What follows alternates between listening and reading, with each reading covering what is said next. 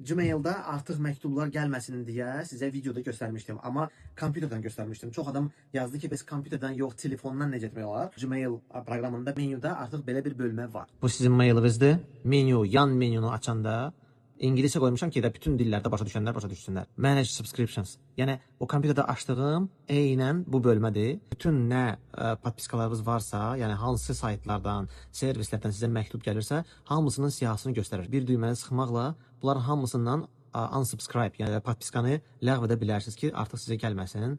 Unsubscribe və misal üçün bax bu saytdan var idi, unsubscribe edirəm və s.